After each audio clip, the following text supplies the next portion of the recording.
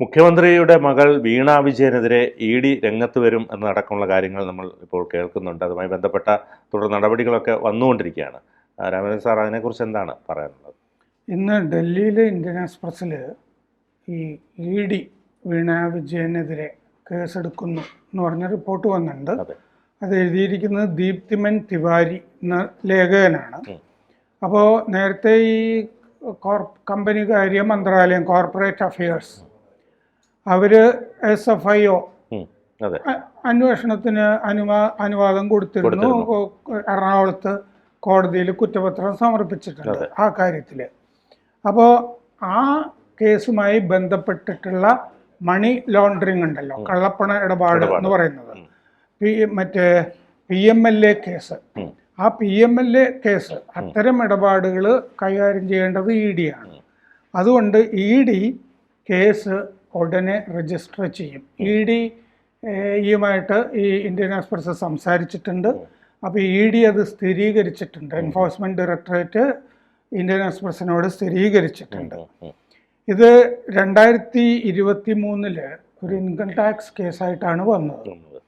അപ്പോൾ അന്ന് എക്സാലോജിക്കിന്, വീണ വിജയൻ്റെ കമ്പനി, നിയമവിരുദ്ധമായിട്ട് 1.72 കോടി രൂപ സേവനമൊന്നും നടത്താതെ 1.72 കോടി രൂപ കൊടുത്തതാണ് അതിൻ്റെ അകത്തുള്ള പ്രശ്നം. അതിലിപ്പം ശരിക്കും പറഞ്ഞാൽ 10 മാസം മുതൽ 10 വർഷം വരെ തടവ് ലഭിക്കാവുന്ന കുറ്റം, അതോടൊപ്പം തന്നെ ഈ കൊടുത്ത തുകയുടെ 3 ഇരട്ടി പിഴയായും ചുമത്താവുന്ന കുറ്റമാണെന്നാണ് നിയമവിദഗ്ധർ പറയുന്നത്. ഈ 1.72 കഴിഞ്ഞിട്ട് ഇതിപ്പോ 2.70 കോടി കേസിൽ പറയുന്നത്. അതെന്താന്ന് വെച്ച് കഴിഞ്ഞാല് ഈ ശശിധരൻ കർത്തായുടെ തന്നെ വേറൊരു കമ്പനി, കൺസൾട്ടൻസി, എംപവർ കൺസൾട്ടൻസി, അവര് വായ്പയായിട്ട് കൊടുത്ത തുകയാ കൂടി ചേർക്കുമ്പോഴാണ് ഈ 1 കോടി കൂടുതൽ വരുന്നത്.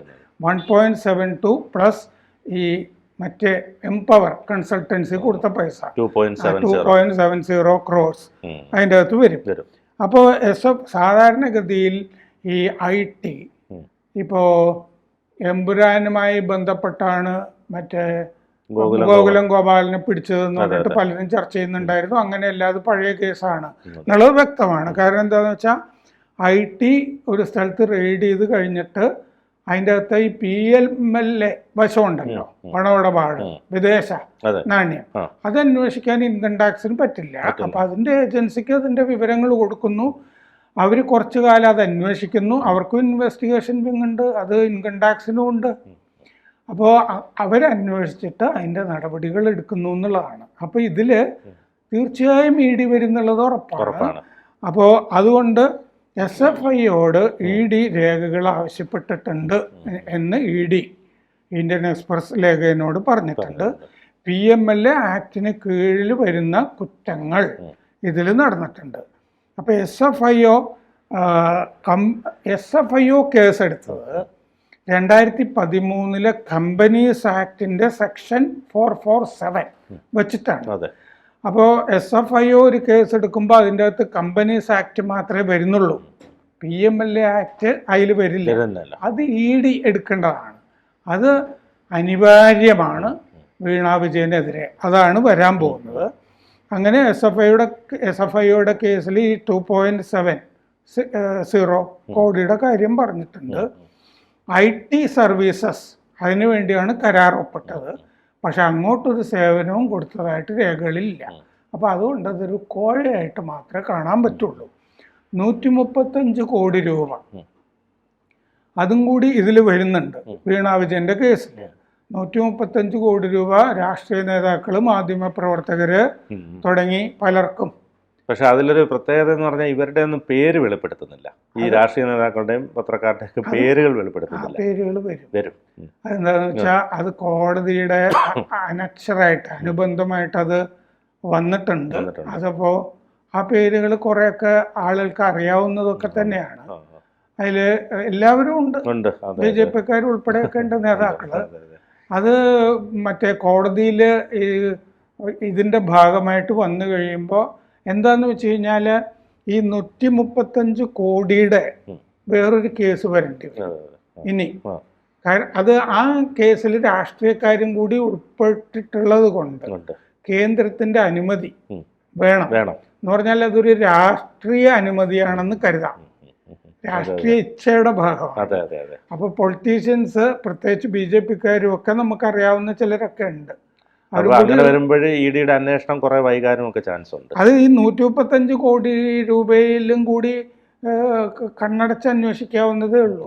അങ്ങനെ വരുമ്പോൾ ഈവൻ അതർവൈസ് ഈ 135 കോടിയിലെ ആളുകളുടെ പേര് അനക്ഷറായിട്ട് ഇപ്പൊ തന്നെ ഇതിന്റെ ഭാഗമായിട്ട് വരാൻ പോകുന്നു എന്നാണ് ഞാൻ അറിഞ്ഞിട്ടുള്ളത്. അപ്പൊ അങ്ങനെ വന്നു കഴിയുമ്പോൾ അത് പുറത്തേക്ക് കോടതിയിൽ നിന്ന് കിട്ടും. അപ്പൊ ഇത് വരണമെന്നും പല കേന്ദ്രങ്ങൾക്കും ആഗ്രഹം ഉണ്ടാവും. അപ്പൊ അതുകൊണ്ട് അതും വരുന്നുള്ള കാര്യത്തിൽ ഉറപ്പാണ്. ഈ 135 കോടി രൂപയിലെ കേസ് ഇനി വരാനിരിക്കുന്നേ ഉള്ളൂ. അപ്പൊ അതും കൂടി വീണ വിജയന്റെ ഇതുമായി ബന്ധപ്പെട്ട് കിടക്കുന്നതാണ്. പിന്നെയുള്ളത് എന്താന്ന് വെച്ച് കഴിഞ്ഞാൽ ഈ 135 കോടിയൊക്കെ ആയിട്ട് ബന്ധപ്പെടുമ്പോൾ ഇതിൻ്റെ അകത്ത് വീണ്ടും ലാവലിൻ വന്നുപെടും. അതെന്താന്ന് വെച്ചാൽ ഈ മറ്റേ അബുദാബിയിലെ HSBC ബാങ്കിൽ ജോലി ചെയ്യുന്ന ഒരാളുമായി ബന്ധപ്പെട്ടിട്ട് കുറച്ച് വിദേശ ഇടപാടുകൾ ഇതുമായിട്ട് ലിങ്ക്ഡ് ആണ്. കാരണം ഈ CMRലല്ല, അവരുടെ അനുബന്ധ കമ്പനികൾ ഉണ്ടല്ലോ, അതുമായി ബന്ധപ്പെട്ട് ഈ ലാവലിന്റെ പേരും കൂടി പൊങ്ങി വരുന്നുണ്ട്. ലാവലിനുമായി ബന്ധപ്പെട്ട ചില കാര്യങ്ങളും കൂടി HSBC ബാങ്കുമായി ബന്ധപ്പെട്ട് കേരളത്തിലെ ഒരു രാഷ്ട്രീയ നേതാവിന്റെ അടുത്ത ബന്ധു HSBC ബാങ്കിൽ ജോലി ചെയ്യുന്നുണ്ടല്ലോ. മാത്രമല്ല, നേരത്തെ ഒരു മസാല ബോണ്ട്, തോമസ് ഐസക്കിന്റെ കാലത്ത് മസാല ബോണ്ട് ഉണ്ടല്ലോ, മറ്റേ ലണ്ടൻ സ്റ്റോക്ക് എക്സ്ചേഞ്ചിൽ മണിയടിച്ച പിണറായി വിജയൻ പോയി. ആ മസാല ബോണ്ടിലും SNC ലാവലിൻ ഇൻവെസ്റ്റ്മെന്റുകളാണ്. 13% എന്നാണ് എൻ്റെ ഓർമ്മ. Pension fund, Canadian pension fund. ആ കനേഡിയൻ പെൻഷൻ ഫണ്ട് അതിൽ നിക്ഷേപിച്ചിരുന്നു മസാല ബോണ്ടിൽ. അപ്പോൾ എല്ലാ പരിപാടിയിലും ലാവലിൻ ഉണ്ട്. പണ്ടത്തെ ലാവലിൻ വിട്ടുപോയിട്ടില്ല.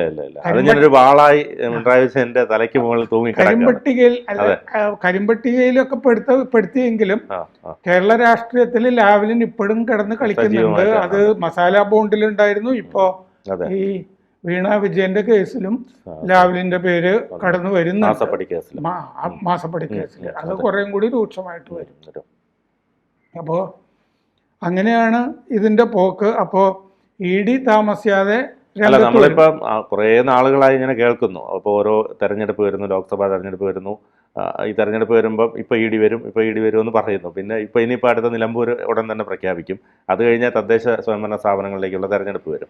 സ്വാഭാവികമായിട്ട് ഇതെല്ലാം കഴിയുന്നത് വരെ അത് നീട്ടിക്കൊണ്ടുപോകാൻ നിയമവ്യവസ്ഥയിൽ അതിനെക്കുറിച്ച് എങ്ങനെ അറിയാൻ പറ്റും? ED എത്തുന്നു? അങ്ങനെയല്ല. ഈ EDയുടെ കേസിൽ നമ്മുടെ ക്രൈംബ്രാഞ്ചും ഒക്കെ അന്വേഷിക്കുന്നത് പോലത്തെ ഒരു പരിധിയൊന്നും അതിൻ്റെ അകത്തില്ല. SFIയോട് ഇത്ര കാലത്തിനകം എന്നൊക്കെ പറഞ്ഞിരുന്നു.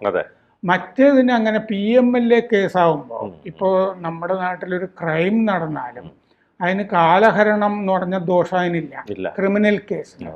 അതുകൊണ്ട് കാലഹരണ ദോഷവും ഇല്ല. ഇത് അന്വേഷിക്കാനായിട്ട് കുറച്ച് സമയമൊക്കെ എടുക്കും. ED ഇതിന്റെ രേഖകളൊക്കെ എടുത്ത ശേഷം മാത്രമേ അത് കൈകാര്യം ചെയ്യൂ. നമുക്കിപ്പോൾ കണ്ടത് ഇപ്പോൾ ഗോകുലം ഗോപാലിന്റെ കേസിലൊക്കെ വളരെ പെട്ടെന്ന് തന്നെ അതിലേക്ക് ED എത്തുന്നു. ED പെട്ടെന്ന് എത്തിയതല്ലല്ലോ. 2018 നേരത്തെ അതിൻ്റെ അകത്ത് ഇൻകം ടാക്സ് നടത്തിയതാണ്. 78 കേസ് കൊടുത്തു. 2018 കഴിഞ്ഞ 6 വർഷമായി.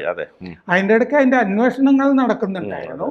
പിന്നെ എനിക്ക് തോന്നുന്നത് എമ്പുരാൻ കേസ് മെൻഷൻ ചെയ്തുകൊണ്ട് ഞാൻ പറയാം, എമ്പുരാൻ സിനിമയില് വല്ലാത്തൊരു വിചിത്ര സംഭവം ഉണ്ടായിട്ടുണ്ട്. ഈ ചാവ എന്ന് പറഞ്ഞ സിനിമ 50 ദിവസത്തിലധികമായി പ്രദർശിപ്പിക്കുന്നത്. അതിന് വിദേശത്ത് നിന്ന് കിട്ടിയത് 90 കോടി രൂപ മാത്രമാണ്, വിദേശത്ത് നിന്നുള്ള കളക്ഷൻ. ഇത് 7 ദിവസം പ്രദർശിപ്പിച്ചപ്പോഴേക്കും ഇതിന്റെ 132 കോടി രൂപ വിദേശത്ത് നിന്നുള്ള വരവായിട്ടാണ് കാണിച്ചിരിക്കുന്നത്. അതാണ് കുഴപ്പം. അപ്പൊ നേരത്തെ 600 കോടി രൂപ ചിട്ടി പണം വന്നിട്ടുണ്ടല്ലോ, അത് തെറ്റാണെന്നുള്ളതാണല്ലോ ED കേസ്. അങ്ങനെ മറ്റേ ചിട്ടിയില് വിദേശത്ത് നിന്ന് നിക്ഷേപിക്കാൻ വകുപ്പില്ല. അപ്പൊ അങ്ങനെ വന്ന 600 കോടി രൂപ ഈ എമ്പുരാനിൽ വകയിരുത്താം എന്നൊരാൾ ചിന്തിച്ചു കഴിഞ്ഞാൽ തെറ്റ് പറയാൻ പറ്റും. അപ്പോൾ അതെ അതെ സിനിമയായി ബന്ധപ്പെട്ട് ഇങ്ങനത്തെ തട്ടിപ്പുകൾ നടക്കുന്നുണ്ട്. അതുകൊണ്ട് അവിടെ ഒരു സംശയമുണ്ട്. ഉണ്ട്. ചാവയ്ക്ക് 90 90 കോടിയെ ഈ 60 ദിവസം കൊണ്ട് കിട്ടിയുള്ളൂ. ഇതിന് 7 ഒരാഴ്ച ദിവസം കൊണ്ട് 132 കോടി, കിട്ടി. 7 ദിവസം കൊണ്ട്. ഉണ്ട്. അതെ അതെ. അത് അസാധാരണമാണ്. അപ്പൊ അത് അന്വേഷണത്തിന്റെ അത് പലതരം ഈ ടിക്കറ്റ് വിൽപ്പനക്കാരും ഒക്കെ അതെ അതെ അതെ. ഇവര് തന്നെ ടിക്കറ്റ് വാങ്ങുക, അങ്ങനെ പല അല്ല അങ്ങനെ ഇപ്പൊ തിയേറ്ററുകളിൽ പൊതുവേ ഉണ്ട്. അതായത് പല ഈ മട്ടാഞ്ചേരി ലോബിയുടെ ഒക്കെ തിയേറ്റർ കാലിയായിരിക്കും. തിയേറ്റർ കാലിയായിരിക്കും, പക്ഷെ എല്ലാം റിസർവ്ഡ് ആയിരിക്കും, Housefull ഹൗസ്ഫുൾ ആയിട്ട് ആണെന്ന് കാണിക്കും. എന്ന് അതെ, അവർക്ക് പൈസ കിട്ടിയാൽ മതിയല്ലോ സ്വാഭാവികമായിട്ടും. അപ്പൊ അത്തരത്തിലുള്ള നടപടികൾ ഉണ്ടാവും. അപ്പം അപ്പോ എന്തായാലും ഇനി അധികം ഈ താമസമില്ല. ബൃഹദീശ്വര ക്ഷേത്രത്തിലൊക്കെ കഴിഞ്ഞ ദിവസം വീണ വിജയനും അമ്മയൊക്കെ പോയിരുന്നു. പോയിരുന്നു. ധാരാളം ക്ഷേത്ര ദർശനങ്ങളൊക്കെ നടത്തുക, എങ്ങനെയെങ്കിലും ഇത് ഒഴിവാക്കാൻ ശ്രമിക്കുക. ശരി. കൂടുതൽ വാർത്തകളും വിശേഷങ്ങളും നിങ്ങളിലേക്ക് എത്താൻ ABC മലയാളം സബ്സ്ക്രൈബ് ചെയ്യുക, ബെൽബട്ടനും അമർത്തുക.